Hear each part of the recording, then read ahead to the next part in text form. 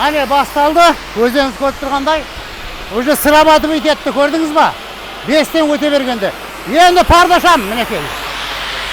Ассалаумалейкум. Мына өткендегі жасаған парогенераторымыз, соны таныстырып көрсетейін деп едім. Істеу жұмысын, істеу процесін, мінекей ішіне жаңа ғана көмір салдық, отын салдық. Енді бұны қосып көріп, қазір жағып көрсетуін боламын. Оның үшін мінекей осындай смес солярка әкеліп тастап жібереміз ішіне. Мінекей.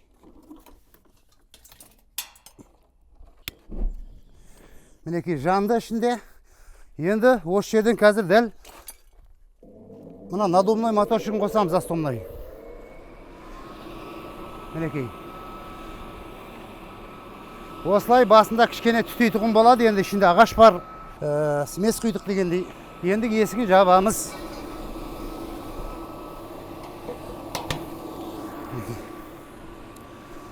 Жану процесі басталды.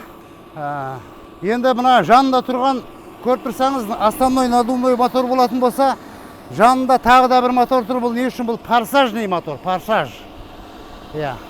Оны қосатын кезінде қосасыз, дополнительный бұл.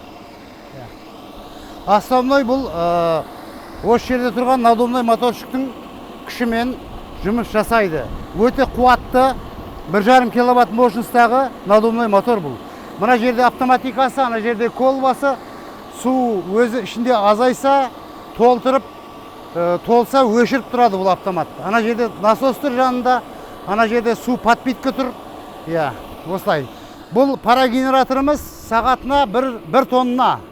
Полный мощта жұмыс жасағанда сағатына 1 тонна пар беруге қуаты жетеді.